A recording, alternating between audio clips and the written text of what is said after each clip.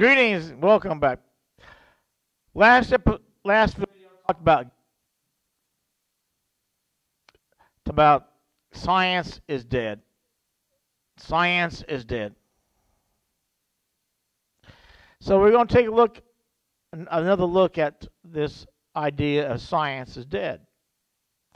The Bible code, Genesis 3, talks about, was like I said last video, about this skip code.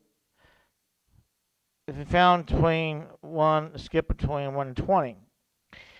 And this says no real knowledge of the universe, science is dead. And also this code goes on and says man seeking wisdom, not from God. So science is always seeking wisdom, not from God, but other places. So science is not really associated trying to find facts, because they rely on one thing only. And that one thing the science relies on is faith. Faith is one thing science relies on. We can't prove the Big Bang Theory. It's on faith. They can't prove dinosaurs evolved. It's faith. We can't prove much of science we have because they believe it on faith. Much of things, you go to a museum and see exhibits in a museum, and they say this is from this time period and stuff like that. A lot of that stuff is fake. Do you know that they found their dinosaurs, dinosaurs in museums that they were made, the bones made together, that they didn't find all the bones. They faked the bones because they didn't have all the bones and stuff. So that what they made was made up. So sometimes maybe the dinosaur exhibit at the museum is not even correct. In fact, the scientists have to go back sometimes and redo the fossil because they had found the actual bones and they were not correct. So science is always learning, trying to find answers, but science is always fallible because mankind is fallible. Mankind is not perfect. Mankind brings to any topic, it be science, religion, politics, or any topic you want. Mankind has prejudices and values that change. So mankind's not consistent. It's because mankind is not consistent, his reasoning is not consistent. Science is also, because of that, not consistent. We know evolution never took place. So why is teaching evolution so important in the school systems and stuff? Because what it produces. They don't want people to know and have faith in God, because that's the real world. And they want power. They want people power and money and stuff. So the truth is not important. It's like the Scopes monkey trial. That was about Hunter's biology book. In Hunter's biology book about evolution, talks about mankind need to be killed off. That if you're not the product of a pure race, you're not a product of a desired race and stuff, or a desired genetically superior person, you should be killed off. That's where he got idea for eugenics. That's where he got idea of Nazism and killing people off and stuff, and abortion. See, they don't want to tell you that abortion is not about women's rights. They have make all these stories out of a woman of what this happens, or this happens, or this happened. They don't tell you the background of abortion. Abortion, a background, is not about women's rights. It's about eugenics and killing people and creating a master race.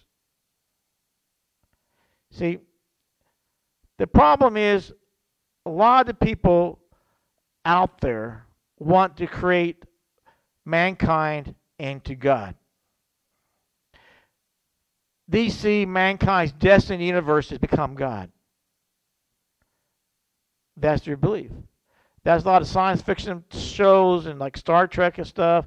Always, man is always the victor. Man always the supreme being. Man, no matter what happens, mankind is always the winner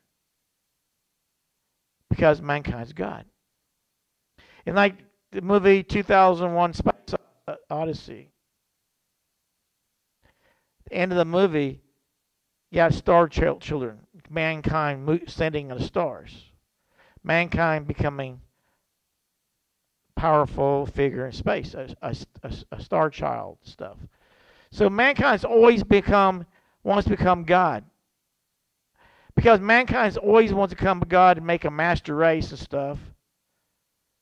They are using evolution as a tool to accomplish that.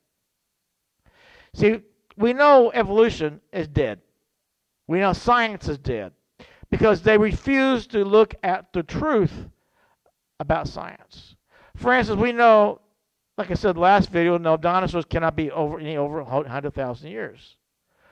We also know that Christ rose from the dead scientifically. We look at the Shroud of Turin. How much energy it took to make the Shroud of Turin. And people there's no evidence of Christ rising from the dead. That's not true. There's a lot of evidence Christ rose from the dead.